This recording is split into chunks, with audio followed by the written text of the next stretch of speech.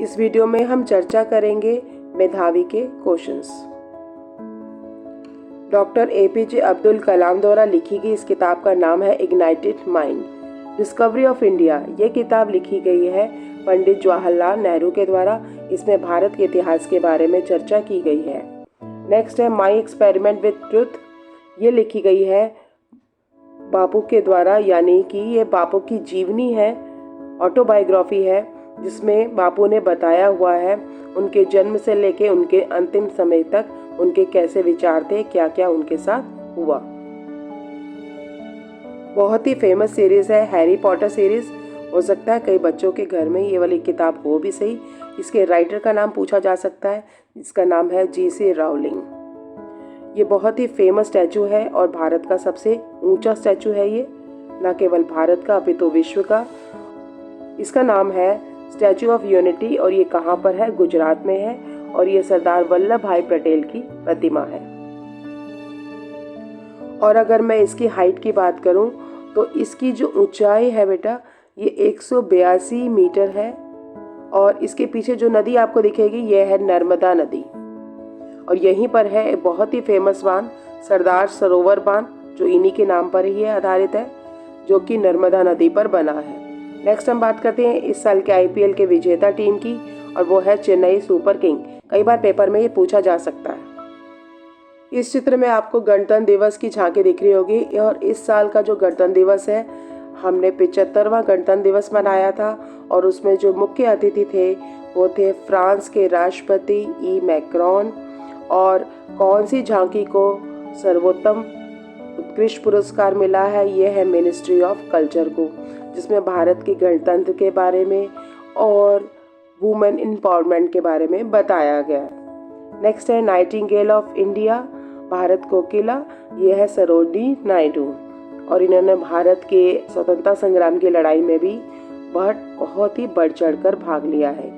Vitamin C की कमी से होने वाला रोग है स्कर्वी और इसमें गम्स फूल जाते हैं और उसमें से खून आता है। अब हम चर्चा करेंगे भारत रत्न पुरस्कार से सम्मानित होने वाले कुछ महान भारतीय महान हस्तियों की। सबसे पहली फोटो आपको दिख रही है, इनका नाम है MS स्वामीनाथन। बेटा ये कृषि से जुड़े हुए हैं और ये हरित क्रांति के जनक रहे हैं। हरित क्रांति तब चलाई गई थी भारत में, गेहूं की ऐसी फसलों को पैदा किया गया था, उन्नत किस्मों को पैदा किया गया था जिनसे गेहूं उत्पादन ज़्यादा हो। और उसकी वजह से भारत ने अपने गेहूं आयात जो बाहर के देशों से मंगाता था उसको कम कर दिया। अब भारत जो है वो इतनी सारी गेहूं की पैदावार करता है कि हम गेहूं दूसरे देशों को एक्सपोर्ट करते हैं। दूसरे व्यक्ति हैं चौधरी चरण सिंह जी।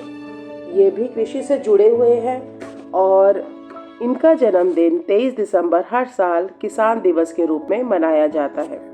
तीसरे व्यक्ति हैं PV नरसिम्हा राव और ये भारत के भूतपूर्व प्रधानमंत्री रहे हैं। नेक्स्ट है भारत रत्न जो बाकी दो को मिला है, 5 व्यक्तियों को भारत रत्न से पुरस्कृत किया गया है। और चौथे व्यक्ति है मिस्टर LK आडवाणी, लाल कृष्ण आडवाणी, और इन्होंने राम मंदिर जो कि अयोध्या में हाल ही में स्थापित हुआ है बनाने में महत्वपूर्ण योगदान दिया है। रथ यात्राएं निकाली है, देश में जन चेतना का संचार किया है। नेक्स्ट है कर्पूरी ठाकुर जी। ये बिहार से रिलेटेड है और इन्होंने बिहार में उत्थान के लिए बहुत सारे प्रोग्राम्स चलाए हैं। नेक्स्ट आपको दिख रहा होगा सेंट्रल विस्ता, ये हमारा नया पार्लियामेंट हाउस है। नेक्स्ट है हमारा शांति निकेतन। इसको हाल ही में वर्ल्ड हेरिटेज साइट में शामिल किया गया है और ये गुरुदेव रविंद्रनाथ टैगोर के द्वारा स्थापित विद्यालय है। नेक्स्ट है नरगिसी मोहम्मदी। इनको इस वर्ष का नोबेल शांति पुरस्कार मिला है। ये ईरान की हैं और उन्होंने महिलाओं के अधिकारों के लिए संघर्ष किया है, किताबों से जन चेतना का संचार किया है। नेक्स्ट है मीराबाई चानू। ये भी बहुत ही प्रसिद्ध खिलाड़ी हैं और ये क्या खेल खेलती हैं? ये संबंधित है वेट लिफ्टिंग से, ठीक है, भारोत्तोलक हैं ये। अब हम चर्चा करते हैं कुछ योगासन की मुद्राओं की। ये है नौका आसन, इसमें शरीर नौका के समान बन जाता है। दूसरा है पवन मुक्त आसन, ये लेटकर किए जाने वाला आसन है। इसमें पीठ के बल लेटकर दोनों पैरों को मोड़कर नासिका के अग्रभाग तक लेकर आते हैं। अगला है ताड़ आसन। ताड़ एक पेड़ होता है बेटा, जैसे कोकोनट का पेड़ होता है ऐसे ये बहुत ही ऊंचा पेड़ होता है ताड़ की तरह। ताड़ से ताड़ी बनती है, एक प्रकार की शराब बनती है। और इसी तरह से हम इस मुद्रा को अपने शरीर में भी करते हैं। इससे शरीर की हाइट जो है वो लंबी होती है। पैरों को खींचते हैं और दोनों हाथों को ऊपर की ओर खींचते हैं। अगला आसन है पश्चिमोत्तान आसन। पश्चिम मतलब शरीर का पीछे वाला भाग और तान मतलब सीधा करना। तो जब हम इस आसन में करते हैं, झुकते हैं, दोनों टांगों को सामने रखते हैं और हाथों से अपने पैर के अंगूठे को पकड़ते हैं और मस्तक को घुटने पर लगाने का प्रयास करते हैं। नेक्स्ट आता है सर्वांगासन। सर्वांगासन को इसलिए कहा जाता है आसनों का राजा, इससे सभी शरीर के भाग जो होते हैं वो उनमें रक्त संचार बढ़ता है और दोनों टांगों को सीधा करके हम दृष्टि नासिका जो दृष्टि है वो हम पैर के अंगूठे पर लगाते हैं। इससे मस्तिष्क में खून का दौरा बढ़ता है और हमारी स्मरण शक्ति बढ़ती है। नेक्स्ट है हलासन। इसका नाम हलासन इसलिए पड़ा, इसमें शरीर की आकृति किसान जो हल चलाता है उस समान बन जाती है। नेक्स्ट हम करते हैं, ये है पर्वत आसन। जब आप सूर्य नमस्कार के 12 पोज करते हैं उनमें से एक ये वाला पोज 2 बाहर आता है। इसमें शरीर की आकृति पर्वत के समान, ये देखो पर्वत बन रहा है ना, इसके समान बनती है, इसलिए इस आसन का नाम है पर्वतासन। अगला आता है लेट कर किया जाने वाला आसन, दैट इज मकर आसन। मकर कहते हैं मगरमच्छ को। आप देख रहे होंगे बहुत सारे आसन ऐसे हैं, या तो आकृतियों से संबंधित है या किसी पशु या पक्षी या जानवर से रिलेटेड है। अगला आता है त्रिकोण आसन।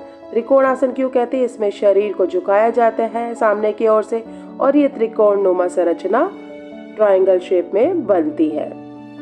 नेक्स्ट आता है वज्रासन। बेटा ये एकमात्र ऐसा आसन है जो खाने के बाद भी किया जा सकता है और इससे शरीर पुष्ट होता है और शरीर में जो पाचन तंत्र है उसको बल मिलता है। नेक्स्ट आता है भुजंग आसन। भुजंग कहते हैं सांप को। इसमें हमारी आकृति सांप के समान हो जाती है और ये कमर को लचीला बनाने का एक बहुत ही महत्वपूर्ण जो है वो आसन है। नेक्स्ट फोटो आपको दिख रही होगी जसपाल राणा जी की, ये एक महान शूटर है। नेक्स्ट आते हैं भूपेन हजारिका जी। ये एक प्रसिद्ध गायक हैं और इनके नाम पर असम में एक बहुत बड़ा पुल भी है ब्रह्मपुत्र नदी पर बना हुआ और जिसका नाम है भूपेन हजारिका पुल। और इसके साथ आज की इस वीडियो होती है समाप्त। अगली वीडियो में मैं ऐसी कुछ और जानकारी लेकर आऊंगी। And don't forget to like and subscribe my channel.